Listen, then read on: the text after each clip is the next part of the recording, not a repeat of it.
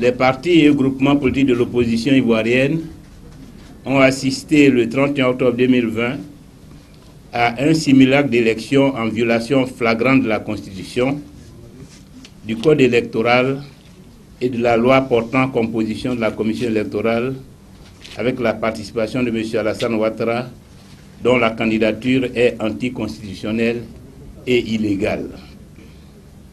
Cette élection a été organisée par la Commission électorale indépendante actuelle, organe jugé non équilibré par la Cour africaine des droits de l'homme et des peuples. Le déroulement du scrutin présidentiel du 31 octobre 2020 a été entaché de nombreuses irrégularités, notamment la non-opérationnalité de nombreuses commissions locales et de bureaux de vote, la suppression irrégulière de nombreux lieux de vote, la non-participation de plus de 90% des électeurs au scrutin, le faible taux de participation à moins de 10% de l'électorat, rendant ainsi erronées les statistiques avancées par la Commission électorale jugées illégales. Les morts d'hommes, au moins une trentaine de personnes, soit au total près de 110 morts depuis l'annonce de la candidature anticonstitutionnelle et illégale du président sortant Alassane Ouattara.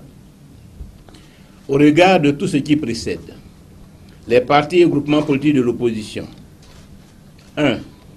Félicite les Ivoiriens et les Ivoiriennes, particulièrement les militants de l'opposition, pour avoir respecté le mot d'ordre des désobéissances civiles. 2. S'incline devant la mémoire de tous les morts. 3. Présente leurs condoléances aux familles éplorées. 4. Exprime leur compassion aux blessés et leur solidarité à tous les détenus. 5. Dénonce le simulacre d'élection présidentielle organisé le 31 octobre 2020 dans un climat d'insécurité généralisée. 6. Condamne toutes les destructions de biens, les tueries et blessures perpétrées par les miliciens du RHDP unifié sur les manifestants aux mains nues.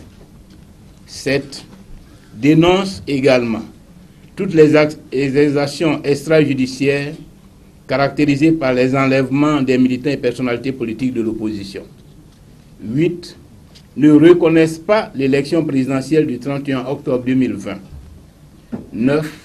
Constate la fin du mandat du président Alassane Ouattara depuis le 31 octobre 2020 et invite la communauté internationale à en prendre acte. En conséquence, les partis et groupements politiques de l'opposition appellent à l'ouverture d'une transition civile afin de créer les conditions d'une élection présidentielle juste, transparente et inclusive.